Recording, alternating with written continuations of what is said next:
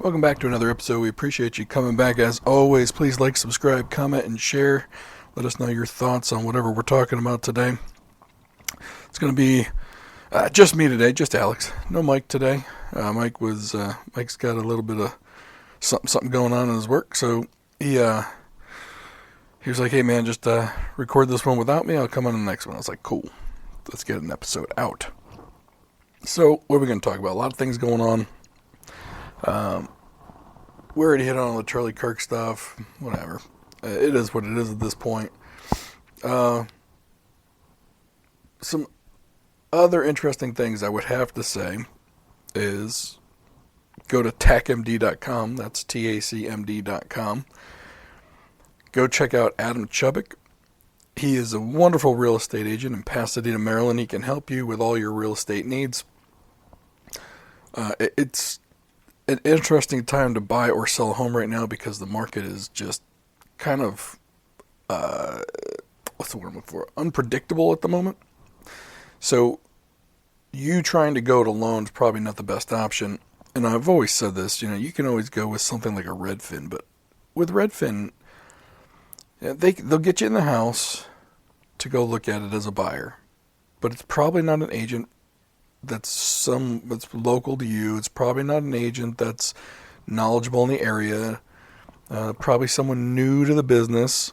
And when you're buying the largest purchase probably of your life, you don't want to go into it with someone who is inexperienced. You need someone who knows the market that you're buying in or selling in.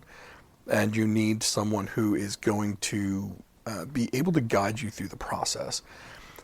Someone who does this for a living, they know how to negotiate, they know how to advocate on your behalf. And to be honest, it's nice just to kind of hand the reins over to someone who knows what they're doing. Adam is definitely that person. He's going to treat your money like it's his own. I've said that time and time again. He's not going to have you put your house on the market if it's not the right time. He's not going to have you put your house on the market if he thinks it's not going to sell for top dollar. And I don't mean like he won't sell the house. It's just that he's going to put you in the best position to make the most amount of money possible on your home when you go to sell it. Now, whether that means fixing up a couple of things here and there, or maybe sprucing up the landscaping a little bit. If you think you can get another $10,000 to $20,000 out of your home because of these things, which is very possible because looks do matter, he's going to guide you in this process so that you get the most money for your home. And if you're a buyer, he's going to help you negotiate things that maybe don't seem right with the house because he's seen so many of these homes. He knows what to look for. So I want to really... Look, Adam is a friend of ours. Going golfing with him at the end of October on a golf trip down in Williamsburg. So, yes, is he an advertiser? Of course. But is he also someone who I would trust if I was going to be buying or selling a home? 100%. So you want to go to tacmd.com, TACMD.com, and schedule an appointment with Adam and see what you two can do together. All right. So, as most of you know, I am a federal employee, right?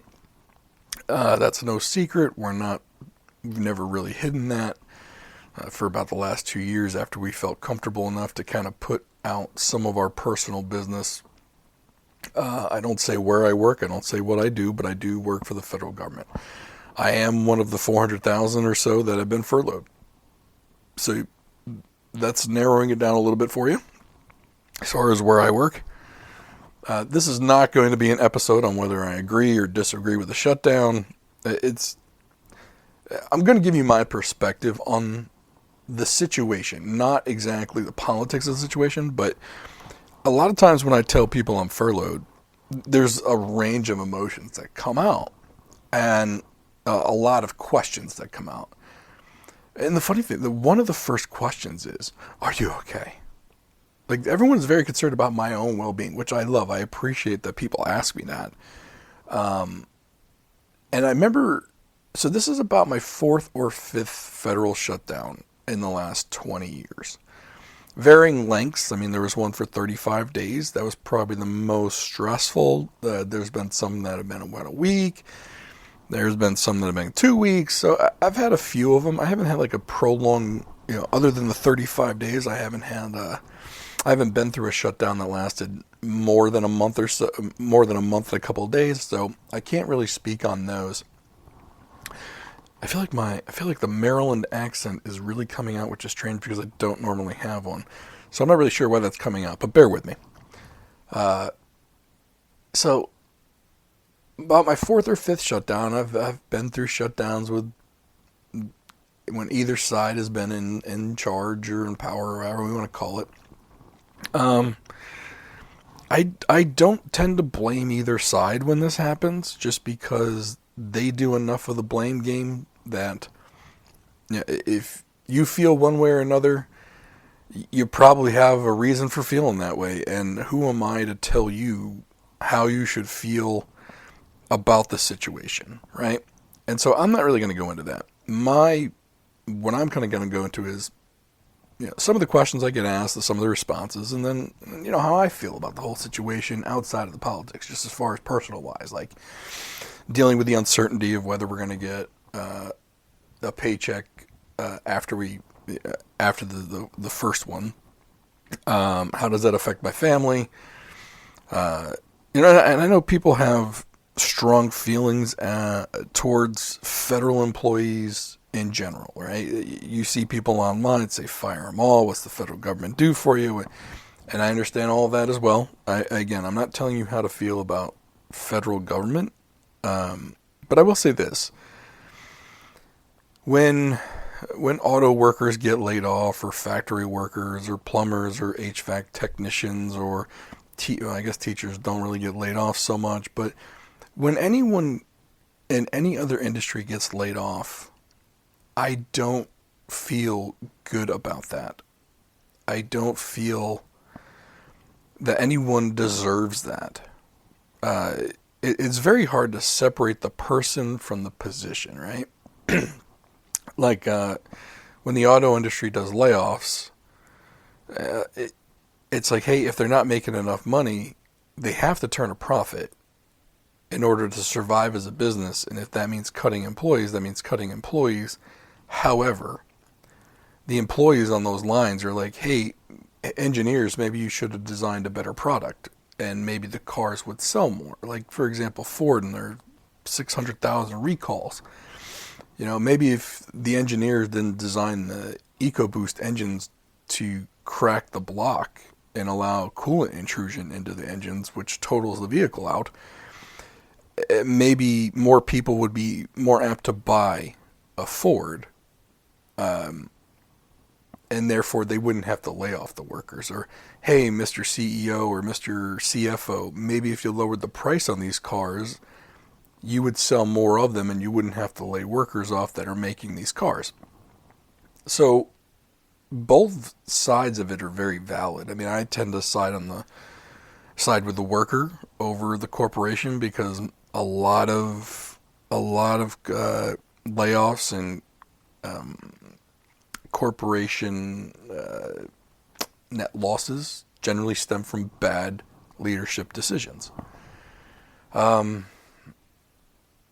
And so, regardless of how you feel about whether a federal worker has a job or not, there is a person behind that job that I would hope that no one really wants that person to lose a job, right? Don't get me wrong, furloughs are not losing jobs. We'll get into what a furlough is in a minute, because some of it's absurd.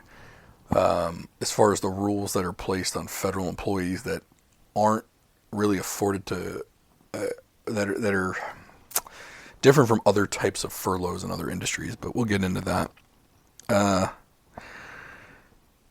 I am going to measure my words, because I don't want this coming back, and I don't want to have someone go, oh, he should be fired for saying this stuff. It's like, look, I'm not talking about the politics of it.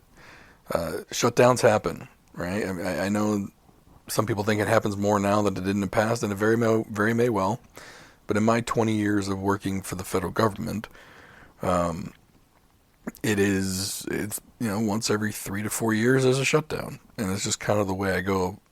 I kind of not that I expect the shutdown, but I also don't unexpect one. At this point, I kind of just understand that it could happen, and I will deal with it as it comes. One of the things that has changed, and this kind of has to do with dealing with the stress of it all, is after the 35-day one where we missed a paycheck or two. The wife and I decided that we didn't like living with that kind of stress, so we started building up our savings. We cut back on a lot of things, and we essentially took a portion of each paycheck and some other things, and we put it into a savings account, readily available as cash. I know the financial side of me, hates doing that because you don't earn anything on your savings account. But I wanted to be readily available, and I didn't want to lose any value in it. In the future, we might move it somewhere else where it's safer but can earn some money. But for now, it sits in our savings account. And we made sure we had about 6 months of my paychecks saved up. So essentially, if the shutdown goes for 6 months, then we would be okay money-wise. So we made that conscious decision after that last shutdown, and I believe it was 2017 or 18. And so this one is much less stressful for me because we made that decision.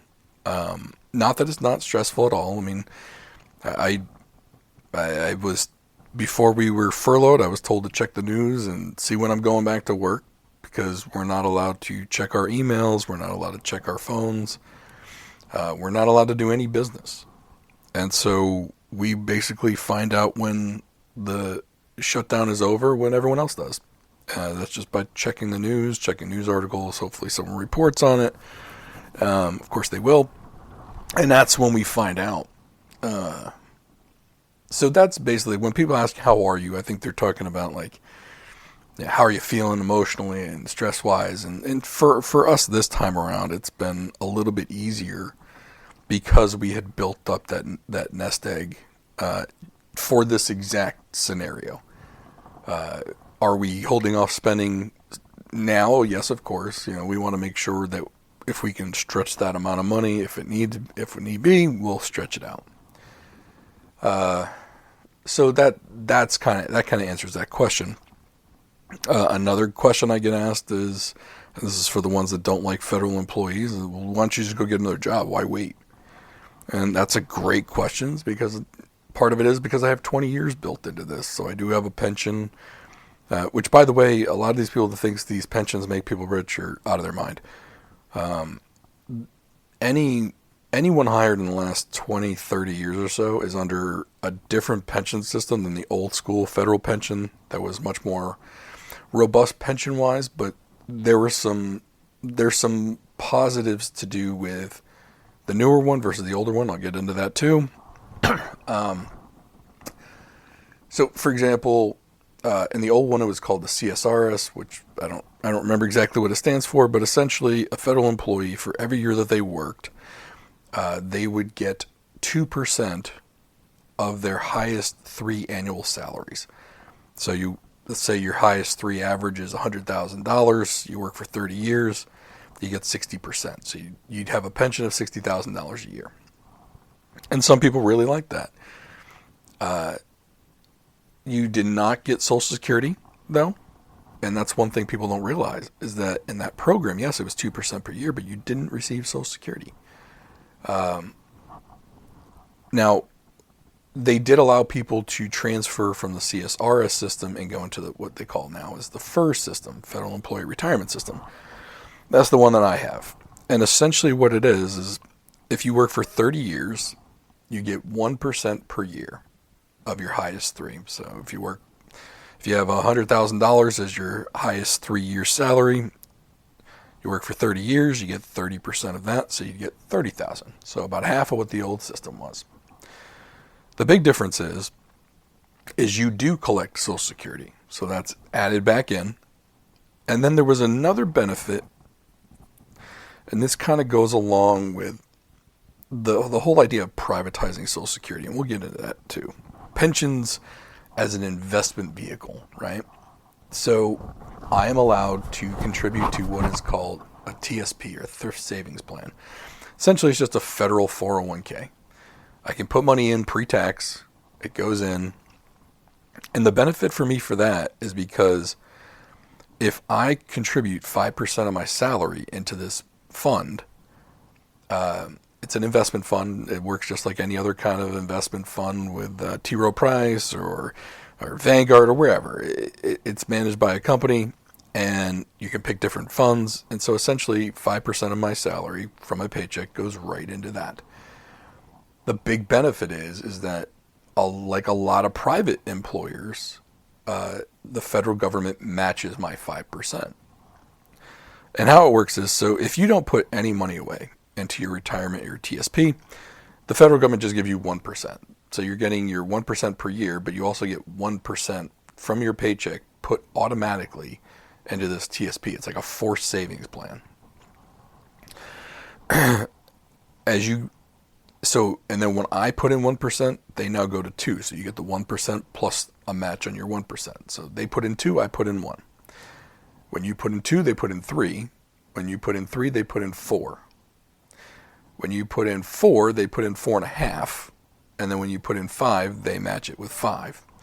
So essentially, for the 5% of my salary that goes into this TSP plan, the federal government matches it on day one. So when I put money in, they put money in, they match the amount, and it's doubled on day one.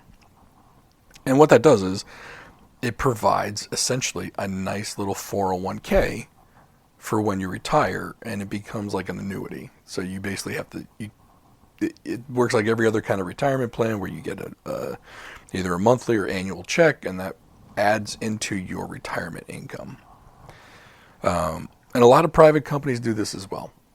And the funny part is that I'll probably, with just that 5%, I'll probably end up making more through my TSP in retirement than I would through the pension system, which brings about another question.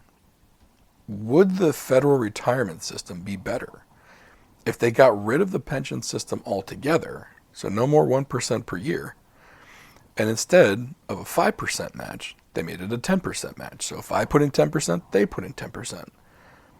I believe my retirement income would be larger if that was the system.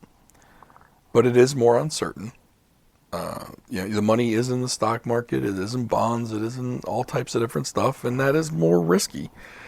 But at the end of the day, when you've invested it, over 30 years, the stock market and the investment markets do better than what a pension would do.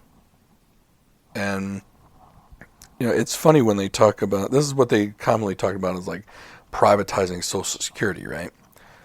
And then of course, people that don't like that idea start hemming and hawing about how bad of an idea it is. It's only for the corporations and not for the people.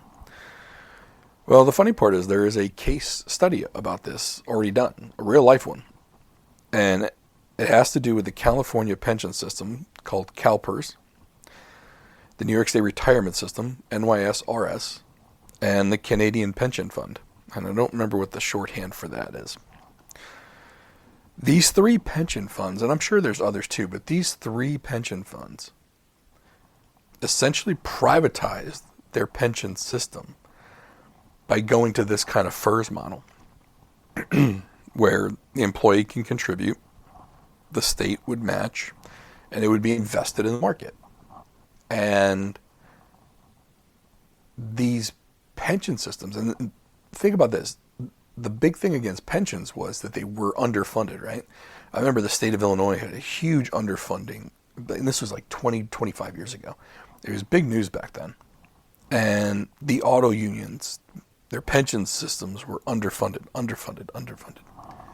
Because they were relying straight on pensions. They were not relying on any kind of investment mechanism. Well, so CalPERS and the New York State Retirement System and the Canadian Pension Fund, they all saw this and said, okay, how can we remedy this? And the remedy was essentially a semi-privatization where they took in all of the money from the employees, or even in all of their match money, and they invested it into market funds. And now those systems are flush with cash to the point where those three pension systems are three of the biggest what is it called, advocate investors. So what happens is the people that run these pension funds, they act as hedge funds, and they invest in companies, and they own such large portions of companies that they now have a say on the board of directors. So just like you hear like Pershing Square and Dan Ackman and Carl Icahn and some of these other actual hedge fund investors, these pension systems essentially act like hedge funds, and they can influence companies and corporations just like any other hedge fund. They do it very quietly, though, in the background. They do vote all the shares of the employees. So basically, me as an investor into the thrift savings plan, the TSP, I don't vote any of my shares of the stocks that I'm invested in. They're mostly funds that someone else manages, right? So the TSP and the companies that manage these funds, they vote all of the federal employee shares. So they can be quite influential into a company and how a company is run. And for those of you that have heard the initials ESG, it's a very interesting topic that these pension systems are able to implement ESG in some of these companies because of the way these fund managers vote. But that's another topic altogether. So I understand that, people think, oh, well, you're just living off the government dime. Well, I do provide something in return, and I know a lot of the refrain is, federal employees don't do anything. They just sit around. They're lazy. And look, I'm not going to say that there aren't some federal employees that, they get by, or they do something someone else could do at a higher salary because they have time in grade, and they get annual cost of living increases. And I'm not going to say that's not a thing, but it's very few people that are doing that. And anyone outside of the federal government can say what they want. I've worked in it for 20 years. To say that someone else could do my job for less money is a very interesting concept, because I would probably say 2 to 4 times a year I get offered more money for a job in my field. Is it doing the same thing? No. But there is an expertise to what I do, which isn't in, it's not in high supply, I guess is the right word. Myself and other employees that work with me doing this type of thing, and don't remember, we don't do anything crazy. We're not out there hiring assassins or anything like that. It's not that kind of job, right? We're not trigger people. We're not in the military. We don't do that kind of thing. We just have an expertise in a field that not a lot of people have, mostly because most people don't even know this kind of a job even exists. But they're happy it does exist. I can guarantee you that. But so between private industry, state agencies, and quasi-entities, because there's so few people that even have an idea of the background of the industry we work in, or whatever, we do get offered jobs. Now, it's not overt, here's how much you would make, come on, work for us. It's always done on the sly, so to say. It's like, they always say, oh, so how you feeling with the job? You guys still doing okay? Especially when each change of administration. It's always like, oh, so how you feeling over there? You guys still doing okay? And then they kind of laugh. Hey, if you're ever looking, let us know. It's always in that kind of manner, right? And it's interesting because And people are like, oh, that's not a job. They're just making conversation. It's like you can tell when someone's making conversation and when someone's saying they're trying to gauge your interest without offering you a job. But if you were to get off of that call them back and say, hey, if you were serious about that, what would the offer look like? They would 100% give you an offer. And the funny thing is with federal workers and people that work with federal, there's kind of a thin line as far as where you can cross and what you can't. But at the same time, once you if you have a specific skill set, quite a few people bounce back and forth between the private sector and government, depending on. Sometimes it depends on which administration is in, which part of the administration is part of, and sometimes it's just people being opportunistic, and there's nothing wrong with that. There's nothing wrong with that at all. In fact, I mean, I think people that are opportunistic. I mean, that's no different than the private side, especially salespeople, right? I mean, if you work for a pharmaceutical industry, and you're selling Wegovy for Novo Nordisk, and Eli Lilly calls you up and says, "Hey, we want you to come work for us and sell Zepbound." If the money's better, someone's going to go sell Zepbound. They don't have that kind of brand loyalty there, right? They're going to be opportunistic. They're going to do what's best for their family. They're going to go make money. It's the same way when you work in government, and it depends on what you prioritize, though. Like if I were to prioritize more money, I could have left years ago. Me personally, I like some of the flexibility that my job offers. I like the cyclicalness of it. Like it's not go go go all the time. It's very cyclical. Like there's probably 2 months at a time it'll be go go go, and then a month and a half it'll be sit and wait. You're there in case something happens. You're there in case you're needed. And then the next 2 months are go go go again. You're getting stuff done. You're checking off all the boxes you need to check off. You're reviewing things you need to review. You're taking action on things that need to be actioned. And it's very cyclical in that regard. And I know some people are like, well, you shouldn't get paid for the month and a half where it's really slow. I understand that. I understand your feeling about that. But not everyone's job, when you go into your job for 8 hours, I mean, unless you're working on a factory line, it's not go, go, go, go, go, go, go, stop, go home, go back to work, go, go, go, go. It's not every job is like that. And some jobs, they're paying you for an expertise. And I'm not an overly smart guy. I just happen to know my job fairly well. I know how to do it. I know, and the other part is I know there's a skill in the federal government we call workarounds. And I know, well, everyone's got workarounds. Yeah, well, we have them too. And that's the ability to get a job done with insufficient, what's the word I'm looking for? Not attributes, but insufficient supply and equipment, more or less. I mean, if you knew what the federal IT systems were like, it would shock you how bad they are. So,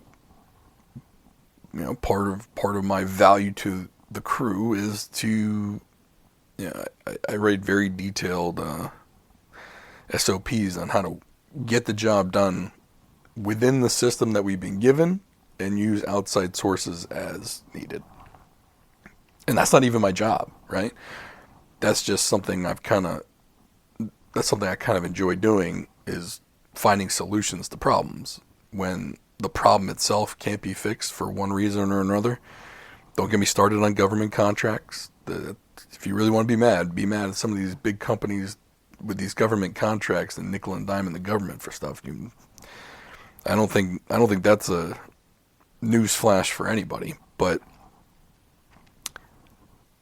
yeah, so everyone brings a certain value to their job. It's not always hurry up and stop. It's not always hurry up, and don't stop. Every job is different, right? It's kind of like with a police officer. if they're sitting in the cruiser in the middle of the highway shooting the radar gun for 30 minutes and they're not chasing anybody, is that not worth it? No, of course it is. Plus, they're out there as a deterrent to speeders. People slow down when they see a police officer. When you see a police officer riding through a neighborhood, people tend to feel safer. It's not just a matter of chasing down bad guys and putting them in jail. It's an appearance of safety. That's part of the job. It's not very taxing on the police officer to do that, sitting in the car and driving around, but it serves a purpose. So, and that just kind of goes to show, that every job is different. Every job's value is different during different parts of the day or different parts of the year. It's just like how CPAs are busier during February, March, and April during tax time than they are during July and August when they're probably on vacation, taking that time off. So, but yeah, so as a furloughed employee, one of the things that people don't realize is that I am not allowed to go get another job. Now, there was you could just quit and then go get another job. It doesn't really work that way. You've got to wait for the government to reopen so that they can process your separation paperwork, right? It's not like, oh, I'm out and you're out. There's paperwork that has to be done. You have to officially be separated before you can go accept employment from somewhere else. Otherwise, it could be considered an ethics violation. And, the interesting part I always say about this is the Hatch Act applies to federal employees. The Hatch Act should apply to all federal employees, including Congress and other such people, high-level people, right?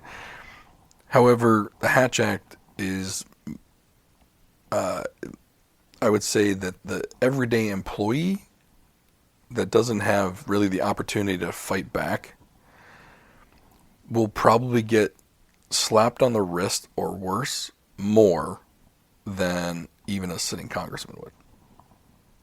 And so every federal employee that I know is extremely careful, especially during a furlough, about what they do outside of a furlough. For example, like this podcast, I don't get paid from it. It's not a job, it's a hobby, right? It's not like I'm being employed by somebody else. I've got this set up in my basement, and I can talk all I want. And I do it off hours anyway, so it's not like I'm on the clock. As furloughed, you're not on the clock anyway. It's a weird situation. But yes, by law, we do get paid when the federal government reopens. Now, I know there's some talk about federal employees not being paid this time around, and that'll be interesting if they try and do that. It'll probably lead to lawsuits because it was put into law that federal employees do get back pay. And I understand that is controversial. Why should federal employees be paid if they are not doing the job that they were supposed to do?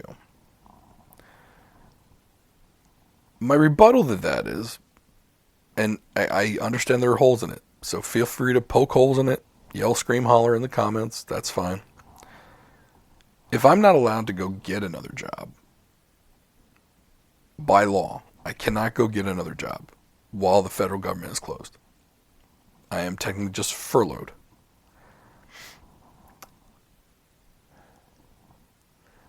And Congress didn't do their job in keeping the government open. That is a pretty raw deal for me, and essentially removes the right to work. Right? I can't, in this country, I'm not sure the exact rules, but essentially nobody can stop you from working or going to find employment. They can't stop you from going to the next job.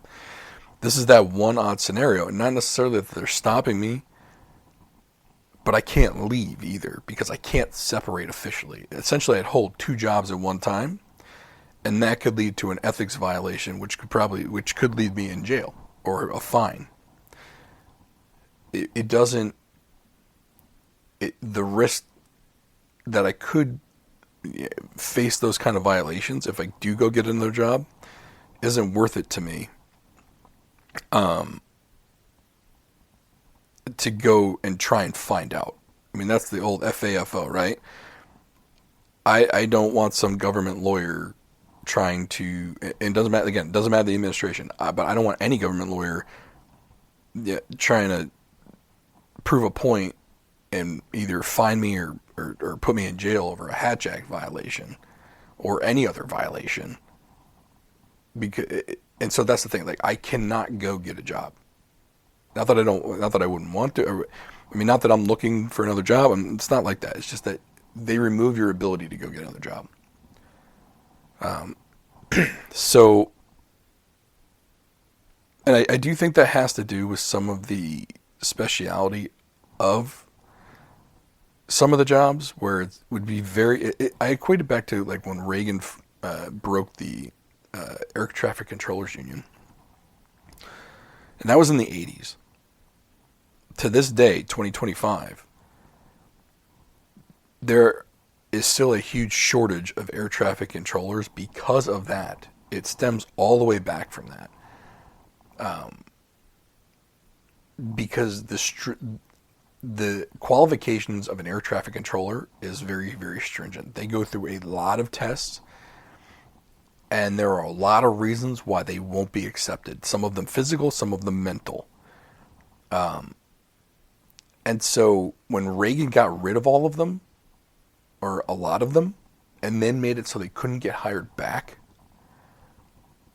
that shortage is going on almost, I would say, 2025, so you're looking at like almost 35 years. Think about that. A decision from 1980 is still affecting the supply of workers for a particular job because of how much of a specialty it is, right? And the requirements to become that position. And I do think that's a part of why we're not allowed to go. Secretaries, they're not hard to find. And not everyone's a secretary in the federal government. Yeah.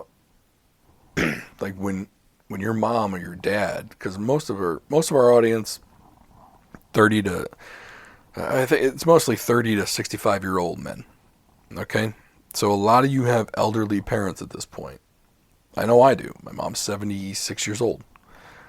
She does everything by phone still. That's why, like, when Elon Musk was talking about everything going online for Social Security, I was like, dude, you don't have a clue about the baby boomer generation.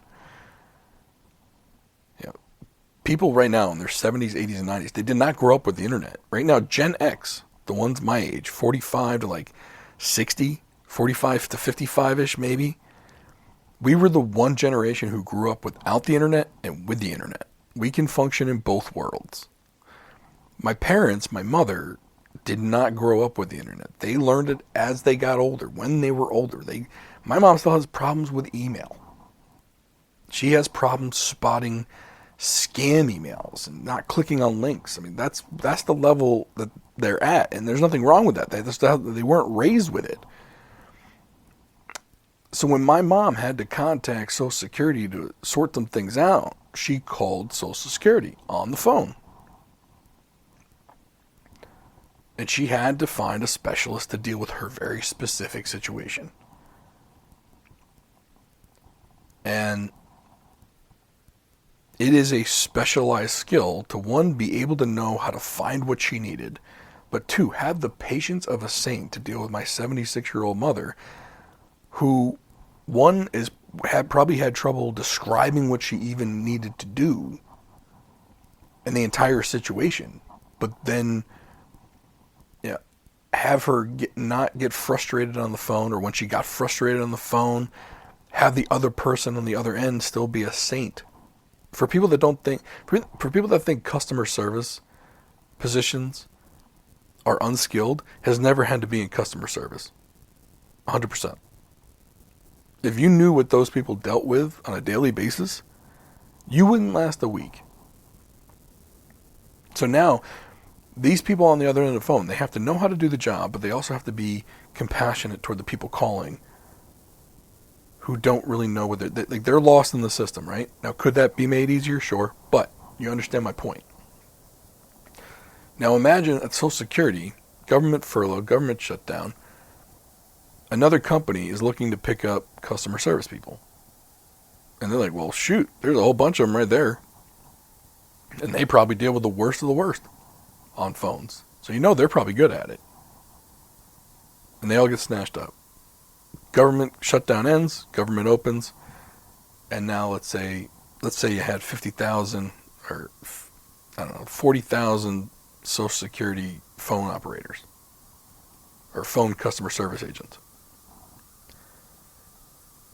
Now you got 20, you got half. Well, let's say you got 30,000. You got a quarter left, 25% of your workforce left. Well, now when your 75 or 80-year-old mother calls Social Security, now her hold time goes from 5 minutes to 30 minutes. Or the callback goes from 2 days to 2 weeks. Because now those people are over. They can only handle so many cases at one time, right? So what I'm saying is that there are people that have skills that they bring. It's not just unskilled labor. It's not that. Someone who works in the military as an aircraft mechanic. Or, someone who works for GSA as a car mechanic in a mechanic shop. Ask a private mechanic shop how easy it is to hire a mechanic right now. Or the last 5 to 10 years. You want the truth about how hard it is to find a mechanic? They'll tell you straight up. They hire someone, person doesn't show up to the job. Person shows up late. Person doesn't do good work. They don't keep their place clean. They don't know how to diagnose things. They don't know how to, it's a crapshoot with some of these dudes. Or ladies. Finding good employees is not easy. Now, look, I've said this. Not every federal employee is wonderful. Not every federal employee is great. I get it. But you just went from 2.3 million federal employees, which was the lowest per capita in history already. You've lost 400,000 employees since President Trump took office. So now you're down to 1.9 million. And you're thinking, oh my God, that's so many people. You're running a country. You have 340 million people. And you got 1.9 million to service those people. I know it sounds like a lot of people. I know it does. But when you're talking about your customer base is 346 million people, you need... It's not only doing the job, but then you have to have people to hold those people accountable to do the job. Right? You got your auditors. Because it's a public entity. It's not like a corporation where you can hide behind fudge numbers and books and all this other stuff, and I'm sure there's some fudge numbers, but you get my point. So you got people doing the job. You got people checking on the people doing the job. Then you got outside people, non-federal employees, checking on those people's numbers to make sure the job's being done right. And if there's even a slight discrepancy, someone's going to use it to blame everybody and anybody or whoever, right? And I know, well, I'm 35. I don't need people's Social Security. You don't, but you live in a society with other people. The baby boomers is a huge generation, and they're coming into their Social Security. They're all starting to retire. Who do you think is on the phone with those people? Or how about the number of veterans that get medical care from the VA?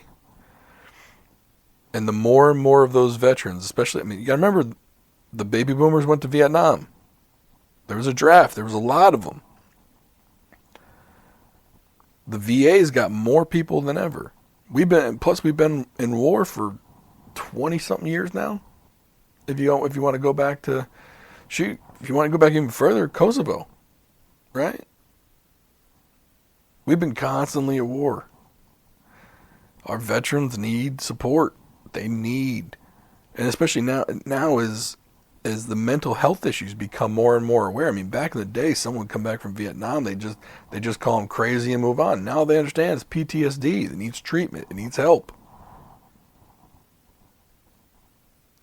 And I'm not saying the VA is perfect, but you need people there to help the veterans.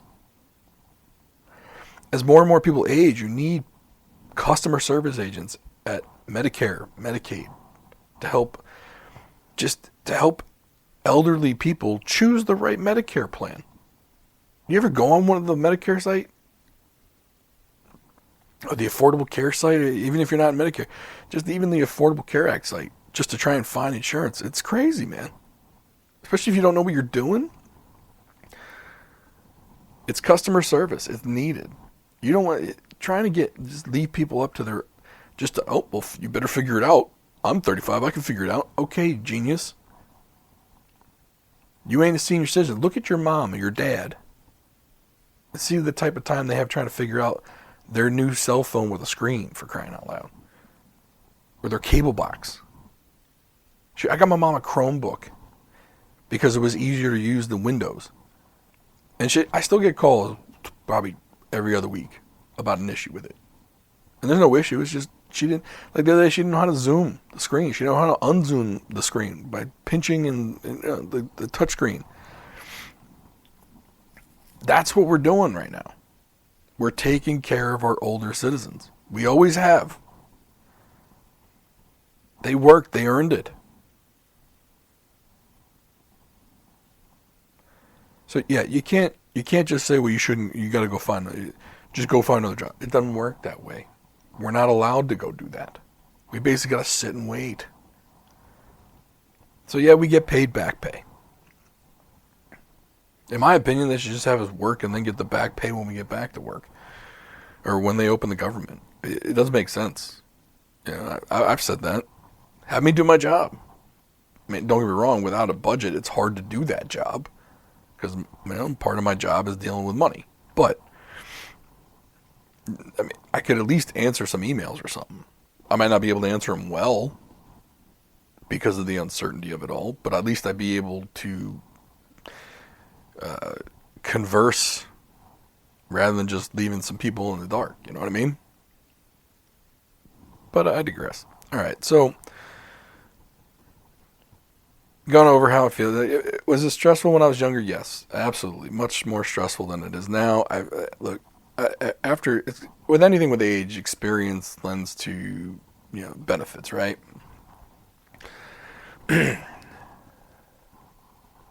So I get less stressed out about it. Is this one different? Might be. I don't know. You never know how much of it's just words and how much of it has meaning behind it. So I don't know. If something bad does happen, then I will deal with it as it comes. As someone once told me, don't worry about what you can't control. Well, I can't control this, so I will wait, and I'm not going to worry about it.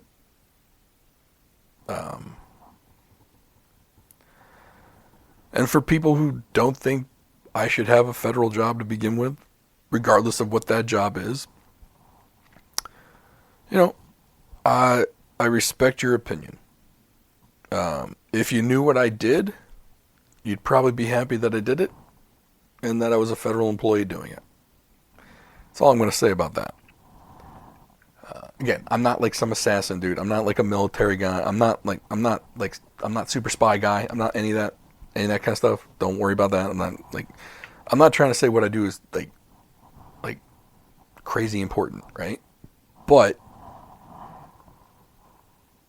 I'm pretty sure everyone I explain what I do is happy that it gets done.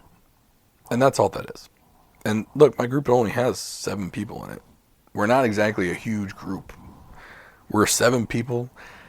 We're highly efficient at what we do. We used to have 10.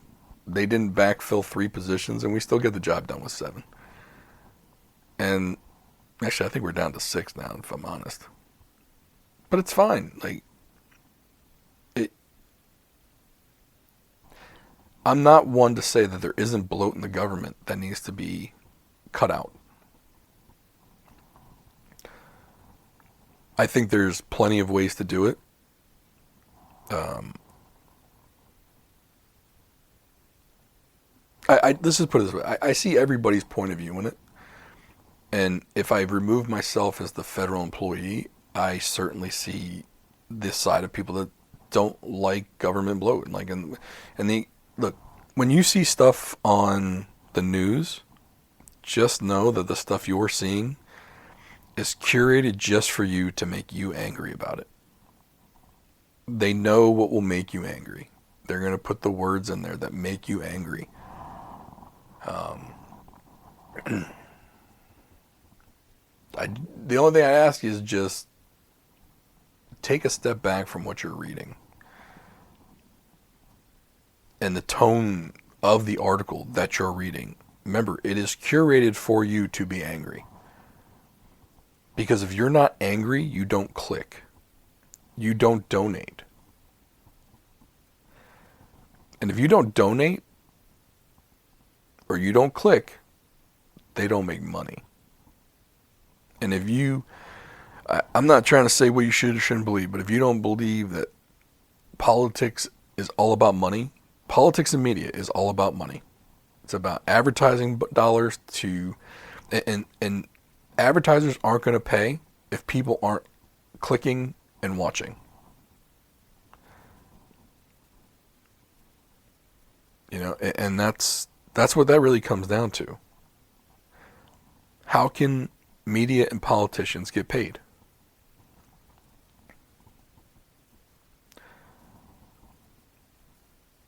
And not just, I don't mean like the politicians, I mean like in general, like politics in general is one big machine.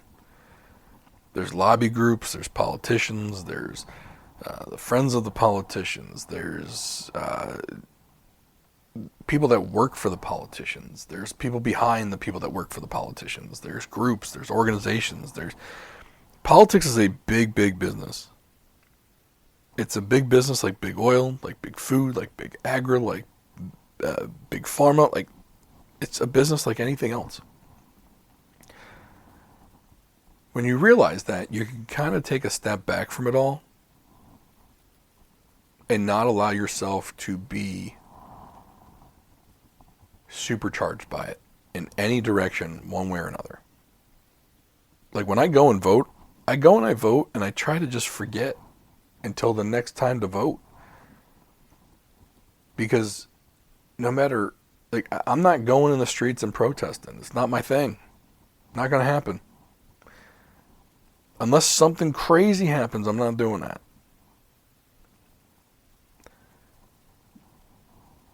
But going back to the furlough, I do appreciate everyone's concern when they show it. They're doing it out of care for me, and I'm never going to be mad when someone cares about me enough to simply to just pick up the phone or send a text and say, "You doing all right?" I will never be mad about that. So don't worry if you think you're not bothering me. Don't worry about it. I'll tell you I'm doing good, and probably talk about something else, especially if I haven't talked to you in a while. Now, am I always this calm about it? No, of course not. I mean, shoot. Mike and I have talked about our mental health issues on this show plenty of times. And so some days, yeah, it can be a little bit more nerve-wracking than others, but for the most part, at least with this one, I've been much calmer throughout. Mostly because I knew to prepare for it. Because as a federal worker, if you don't think it's going to happen again, you're fooling yourself. There's going to be another one after this at some point. I don't care who the president is. I don't care who's in charge of Congress.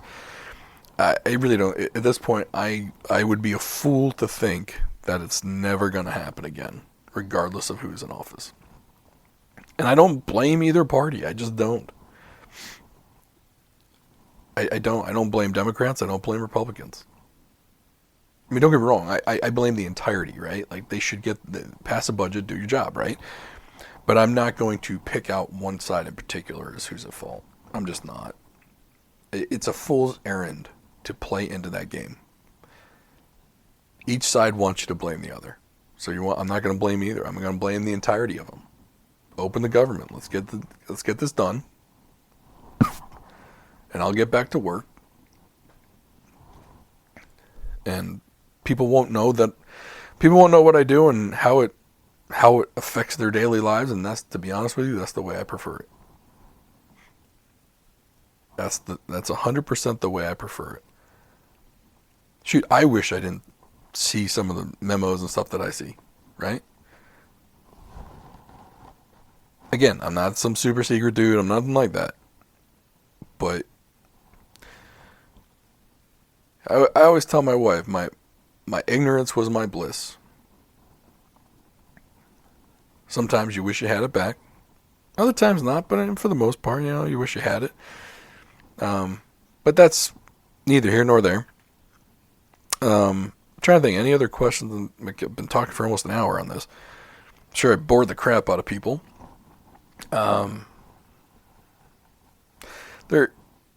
People ask me what I do. I don't do much. I'm bored. I get bored. I would much rather be working. Been trying to take care of some stuff around the house. Took my car in again. The Tahoe. Don't get me started on the Yukon. Don't get me started on it. Drive me nuts. Fix one thing, another thing's broken. So I have been looking for another vehicle, and then I see what the car payment's going to be, and I crap my pants because I really like not having a car payment. I can tell you that right now. It does make this furlough easier, not having a car payment. I basically got to make sure the mortgage is paid and some other little bills here and there, and that's it.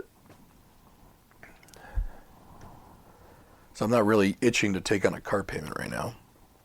But also having a 21-year-old car that just doesn't seem to want to get right doesn't really help things. But yeah, it's not easy to deal with these furloughs. But it's also not easy for people in other industries when they get laid off. The difference is if you get laid off, you can go find a job tomorrow. When I get furloughed, I'm not allowed to go get a job, so I wait. And I will continue to wait. And this one will be over too. As a great philosopher or a person once said, this too shall pass. I know someone important said that, I just don't know who it is. If you got any questions, let me know in the comments. This is your opportunity to ask a federal employee about a government shutdown. Do you have any questions? Do you have any concerns? You want to tell me I'm a piece of shit for having a government job? Go right ahead. I will not take offense to it.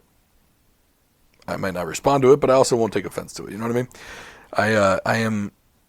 I've heard all the tropes. I mean, shoot, even people that I consider friends don't think that federal employees should get back pay. I'm not thrilled with them that they say this kind of stuff, but at the same time, I get it. I mean, it's also I don't think he should be making money off of sugary beverages to kids, but he does anyway, right? So we don't always have to agree. And I was talking with a buddy of mine, and we have very different views on a certain topic. And I was like, hey man, I hope this doesn't really affect us, a friendship. And he was like, not at all. He goes, if we all agreed, it'd be a very boring place. And that's very true. And I think that some people get into this mindset of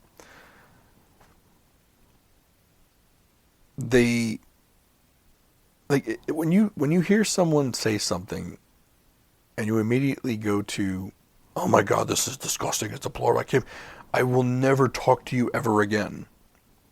And it's over whether you think McDonald's fries are better than Burger King's, right? Something fairly insignificant. You're treating that type of discussion the same as whether you think murder is good.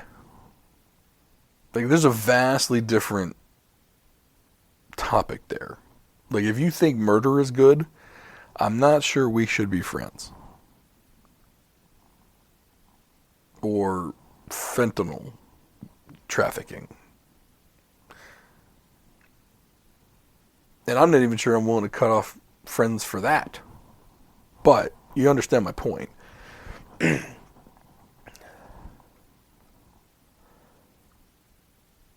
And it's always nice to find people you can disagree with. Not necessarily so you can change their mind, but sometimes it's good to get those opinions out. You say them out loud. You hear a counterpoint. Maybe it sways you, maybe it doesn't. But you heard the counterpoint. Then that's why, like, people, there was a little settlement from YouTube and Google to the government for essentially deplatforming certain people during COVID.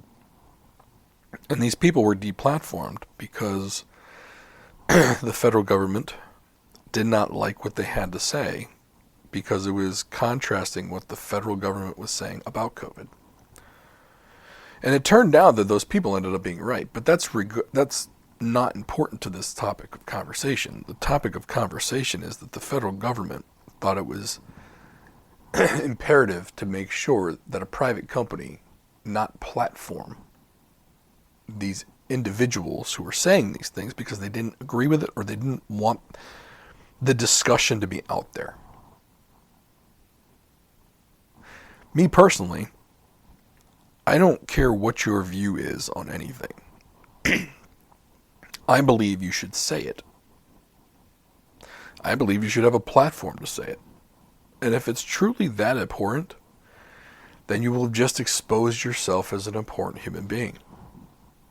And people will see that. Now, are there going to be... Look, some people can sell ketchup popsicles to women in white gloves. I've mentioned that numerous times. Pigface did it. You know? But yeah, Jim Jones got a lot of people to drink some Kool-Aid and die in, I believe, in Africa somewhere. Some people will believe anything. And look, I get sometimes you want to protect those people that are gullible or in a place to be influenced because of their lives, their situations. You don't want someone you disagree with or someone diabolical to be able to influence that person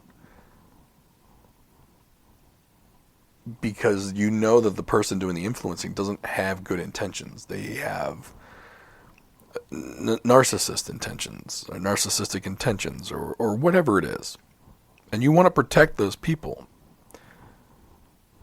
To that I say this.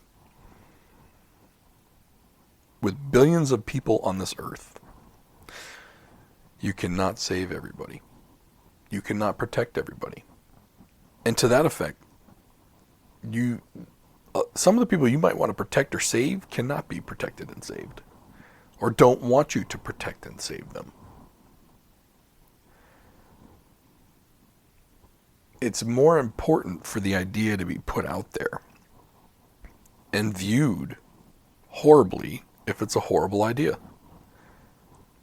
People need to hear and see the other side of things to create a truly educated populace. Otherwise, it's a propagandized populace, only believing the one narrative that's available.